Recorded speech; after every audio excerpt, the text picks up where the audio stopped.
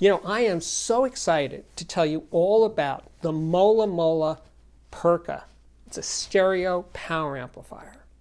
Yes, designed and made by Mola in the Netherlands.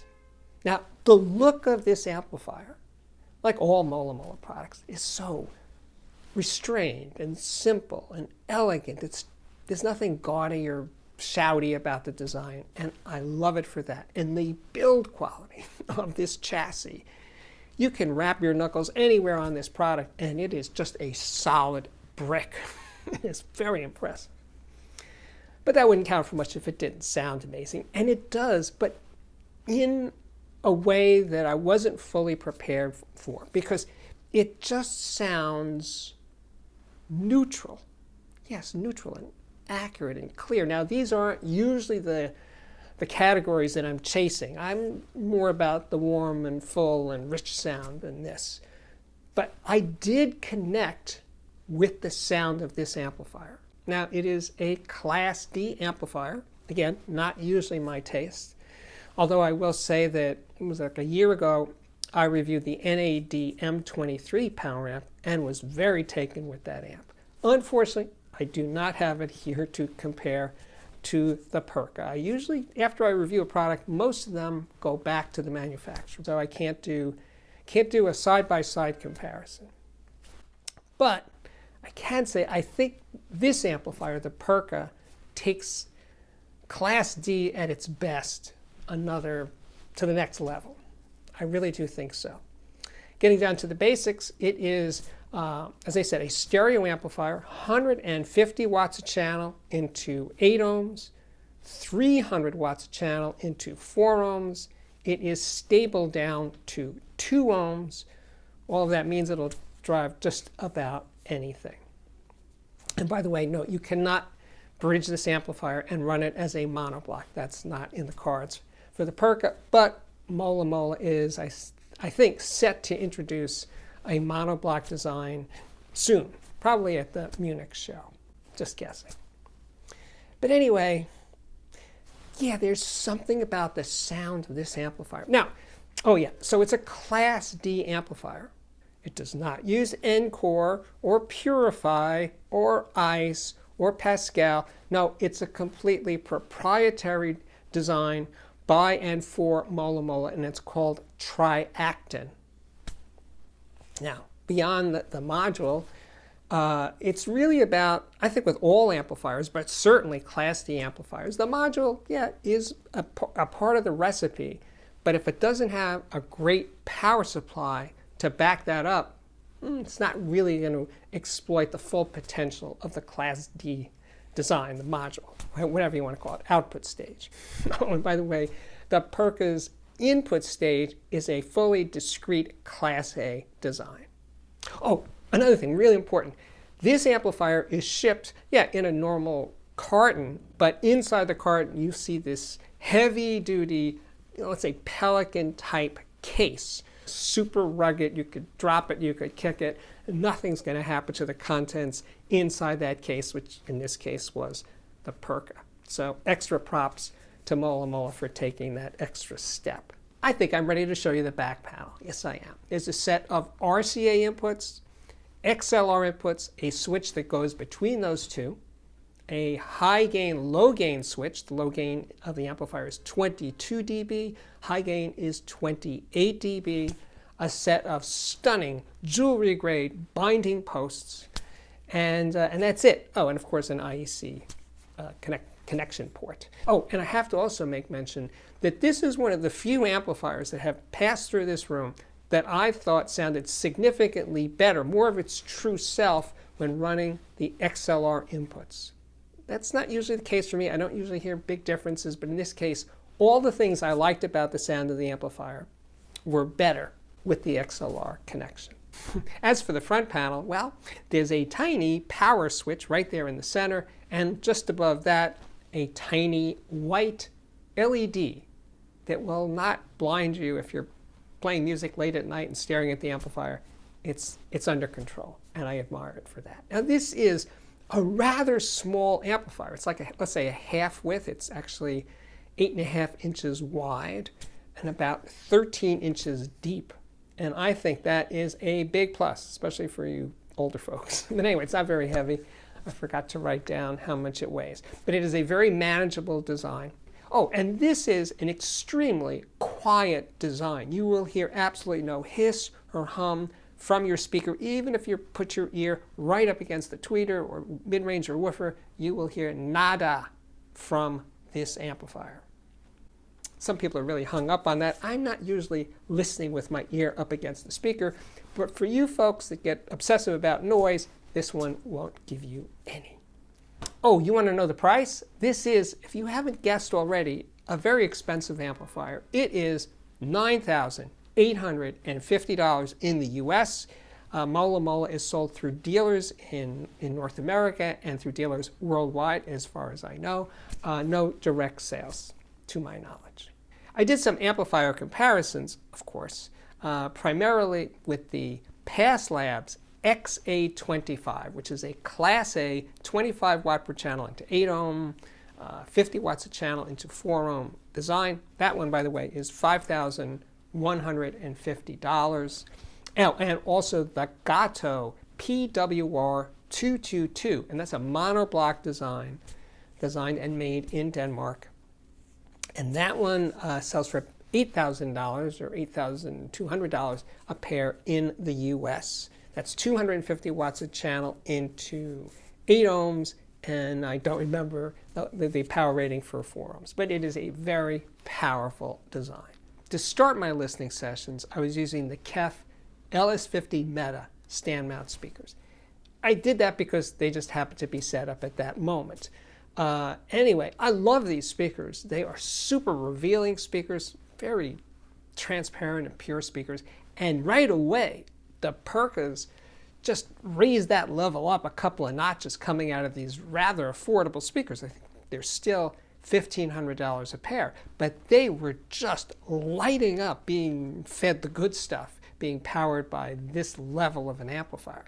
And then ever so briefly, a real budget reference of mine, the Klipsch RP600M Mark IIs. These are stand mount horn speakers. They're very alive sounding speakers, capable of incredible performance when used with any type of amplifier, but especially one as good as the Perca. And in terms of their dynamics and life and tonality, yeah, the RP600Ms were giving me everything I needed at that moment. Then I moved on to my reference speakers. Of course, the Pure Audio Project Duet 15s, large open baffle speaker. And I'm playing this LP by the English Beat. This is from 1980. And the energy level in the room, this is ska music. It just has this drive to it. It feels so fresh. This is 1980. That's 44 years ago. And I was up and moving. It takes a lot to get Steve up off the listening chair, but I was having a grand time. I don't think I told you guys just yet that I have another Pure Audio Project speaker in for review right now. It's right over there, and it's called the Trio 10 Heil AMT. It uses two 10-inch drivers and this Heil driver, and it doesn't sound anything like the Duet 15. It sounds faster and lively, and the high frequency response is just extraordinary. So I switched over to that pair of speakers, and I happened to be playing this extraordinary recording of Charles Warren, and I think I'm pronouncing his name correctly.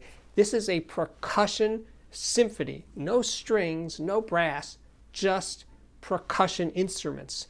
Drums, yes, of course, gongs, glockenspiels, piano, which is a percussion instrument, chimes, bells, all of it, and with serious, really impressive dynamic range. This was recorded in 1974, 50 years ago.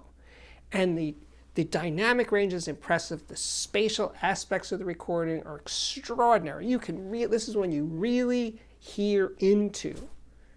And I was knocked out. Actually, I bought the LP back in the 1970s. I still have the LP, but for this part I'm telling you about, I was playing the CD that I bought, I don't know, probably in the 90s. And it's a really good transfer. And wow, this combination of the Trio 10 And the Perca amplifier was one of those, I'm done, I'm set, this is so good, this is so alive sounding. Yeah, and it's 50 years old. This recording is 50 years old. I was totally digging it. Now, so at this point, I switched over to the Past Labs XA25. Now, this is my reference amplifier, but I gotta say, it was bettered by the Perca in terms of the Perca's transparency, that live sound, the dynamics. No, it was hitting on all cylinders, and the Pass was more reserved. You know, it pulled back. It had more substance. It had more body to the sound. But that doesn't, I don't want to imply that the Perca is thin. I mean, this is a matter of perspective. I would say that. Some people might say by comparison it sounded thin. I didn't think it sounded thin. I think it sounded more real. I love warmth and richness in recordings and sound. But I have to concede, in this case, I was totally in on the Perca, that the Perca had bettered the XA25. And that's saying a lot, because I love the XA25, but I gotta say, hands down, the Perca was better. Oh, by the way, this music, I don't want to let go of the music just yet. This music is beautiful. This is not strictly academic music, or you have to understand music theory. No, it's a visceral experience, but it does have very beautiful, quiet passages where you hear into it. That spatial thing is just extraordinary. It's one of those you feel like you're there. Definitely do, with a great system. The next thing I played on LP was this Tommy Giorno record. Sorry if I'm mangling his name. He's playing electric guitar, and this music is just, it's kind of grooves. That's what it is. It's just, he lays out these grooves. They're instrumental recordings. And yes, the Trio 10 Heil AMT Pure Audio Project speaker was just those high frequencies, the airiness, the transients on his guitar and on the percussion instruments was to die for. So extraordinary, so amazing. I did a comparison between the Perca and the Gato PWR222 monoblock amplifiers. And I'm playing this music loud, by the way. These speakers like to be played loud. When I say loud, I mean high 80s, low 90 dB ranges. And I'm playing the music really loud, and I truly felt that the Gato amplifier was sort of closer to the sound of the Perca. It had a lot of that. It was really in the middle. You know, it's like Goldilocks and the Three Bears, or in this case, three amplifiers. You got the Perca over here, super high res. You have the Pass sweeter over here, and then right smack dab in the middle, you got the Gato PWR 222. And yeah, it had qualities of both. It was actually a really nice balance between the two. And this is not, I don't think I said that before, a high sensitivity speaker. So it does take some current, some mojo to really make it come alive, the Trio 10 Heil AMT. And I loved what the Gato was doing with the sound. But in terms of, for me, this newfound chase of chasing resolution and detail and clarity, I would definitely give the nod to the Perca. So, you know, at this point, I'm a little concerned about how this amp would deal with less than perfect recordings. So to test this theory out, I pulled out Led Zeppelin II on LP. And anyway, this recording has a lot of distortion in it. Intended distortion by Jimmy Page, the guitarist and producer, and unintended distortion of just pushing the limits with the tape. This is obviously an analog recording. It was done in, I think, 1968. So yeah, there's a lot of hiss and noise and junk in there. But anyway, I'm playing this music, again, loud, because it is Led Zeppelin. And I'm doing this over the Duet 15, the Pure Audio Project Duet 15. And I was connecting with my teenage self. I was digging this so much. I mean, John Paul Jones's bass was so big, but really clean and detailed and textured and visceral in its explosive sound in my room. And of course, John Bonham's drums just had this majesty to them. They just opened up absolutely. Oh man, if I could have only heard this kind of sound in 1968. But anyway, yeah, and of course, Robert Plant's vocals and Jimmy Page's guitar, that distortion, that crunch, that edge. It was freaking amazing. Now this is with the Perca on the Duet 15. This was my, let's say, brute force test. Could I stand listening to this much resolution through these speakers? And the answer is yeah, absolutely. It was one of those moments I just got up off the chair and said, I love my job. This was so much fun because, I have been listening to this music all these years. This is, I don't know, was it 56 years old or something? It's old stuff, and it still does it for me.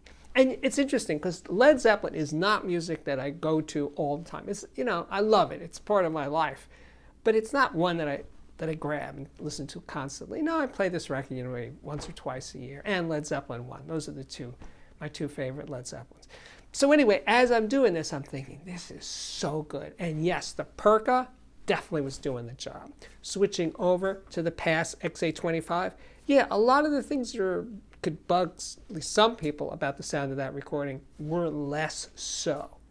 But the weight of it, the power of it, yeah, no doubt the XA25 with high sensitivity speakers like the Duet 15s, oh yeah, it was definitely happening in terms of hitting me hard, But that edge, that crunch, that was sweetened a bit. So where all this is going, if you haven't guessed, is it's not which one is the best, it's which one, in this case, Amplifier, is right for you. I am now ready to deliver. So Steve, what do you really think of the Mola Perca? Well, beyond what I already just told you, and maybe I should have mentioned this earlier, there's something about the way this amplifier resolves the details of the, let's say, upstream components, meaning the preamplifier, the DAC, the phono stage, the cartridge, all that stuff was much easier to hear the differences of those components. For example, my reference preamplifier, the linear tube audio microzodal, that brought a tube sound sweetness when I played the Perca. I like that. But I was hung up on this, well, for once, chasing resolution, so I switched over to the Holo Audio Serene preamp, solid state, fully balanced preamp, and I used that with the Perca, and that was definitely a step up in clarity. But then, when I moved over to the Tambaki, the Mola Tambaki, which is a DAC, but it also has a volume control, so you can use it as a preamp, and I put in the Tambaki driving the Perca, and it was like, whoa, a couple of steps up in terms of that immediacy, that alive sound, that resolution, that quiet details, all of that went up a couple of notches. So in other words, everything else will change the sound of the Perca. The Perca seems like it's the truthful messenger of what it's getting from the upstream components. That was huge. Okay, I admit it. Now I am all in on the potential of Class D amplifiers. Yeah. But this is, as noted earlier, a very expensive amplifier. And the NAD M23 power amp, Class D, for about 1/3 the price of the Perca is, to quote Larry David, pretty good. So yeah, if you can't swing $9,850, checking out the NAD M23 would be a really good idea. Of course, I will link to that in the description below this video. Okay, so now I can say let's rush into the audiophiliac viewer system of the day. These pictures come to us from Travis. He lives in Australia. Now, his preamp is an EAR 912. That's a tube preamp. And then there's the matching EAR 509 monoblocks, tube monoblocks. Now, when it gets to turntables, this is seriously intense. So, I'm trying to do this as best I can. There's a Kuzma Stabi M turntable with a Kuzma 4-point and a Koetsu Vermilion cartridge.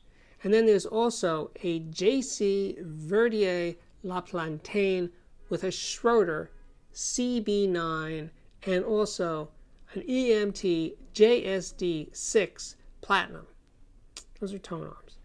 And then there's also a Kuzma 4-points, another one, with an airtight PC1 Supreme, also a tone arm. I am totally lost. The digital is easier. The digital, there's a CEC CLO transport. Now, CEC, as far as I know, makes belt drive CD transports. That's very cool. And the DAC, that gorgeous DAC, is a Zandon 5000 LE. But wait, there's more. There's also a Wadia WT3200, that's transport, and that says it's with the Stax X1T DAC. The speakers are not shown, unfortunately, but they are Harbeth 40.2s, which are the biggest speakers Harbeth makes. Anyway, thank you so much, Travis. He sent in pictures 3 other times, and I somehow ignored them. Anyway, in this case, the 4th time is the charm. All right, we are back. My name is Steve Guttenberg, and I am so glad you're here. I'm so glad you got to this point in the video. And if you want more, yes, check out the playlist. They're right on there on the main page. There's playlists for speaker reviews and amplifier reviews and interviews and viewer systems of the day. It's all there at your fingertips. So please check that out. And then I can say, yeah, if you dig all of that, please consider supporting the channel through my Patreon. Address is on the screen right now. So that's it for today. Again, thank you for watching, and I really, really do hope to see you back here again very, very soon. Bye-bye.